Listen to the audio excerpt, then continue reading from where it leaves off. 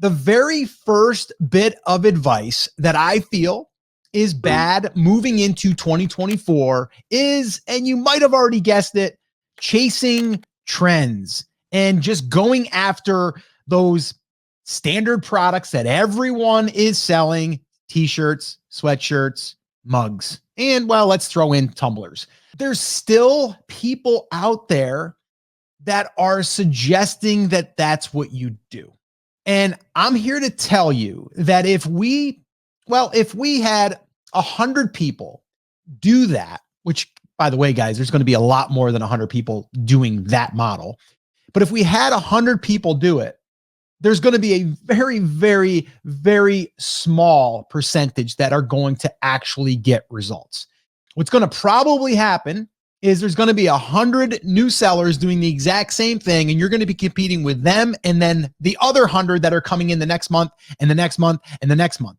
So why was this advice given, and why was this advice good maybe in the past? I never really thought it was good advice, to be quite honest with you. I thought it was okay to maybe, test and get yourself kind of going, but you eventually need to hone in on an audience or a niche. So this way here, you can start to build a real business. Because the way I look at it is, people that were just throwing up shirts or throwing up mugs, or still that are going to do this and they're chasing the trends, well, they're going to be basically just trying to go into the store and buy a lottery ticket. That's kind of how I look at it, where you're basically taking a shirt that you found, maybe even using a tool like Everbee, and you see that there's a lot of people getting a lot of sales, and you don't even care what niche it is. You don't even care the audience. You just see, I see this thing is getting sales. And then you're told, okay, this is the advice. You're told to launch that product and put it on a t-shirt, put it on a mug, like whatever, right? Like do something like that. And then guess what you're doing next? You're just going to find the next trending product or the next product that's selling well and do the same thing. Doesn't matter the niche, just throw up as many as you possibly can.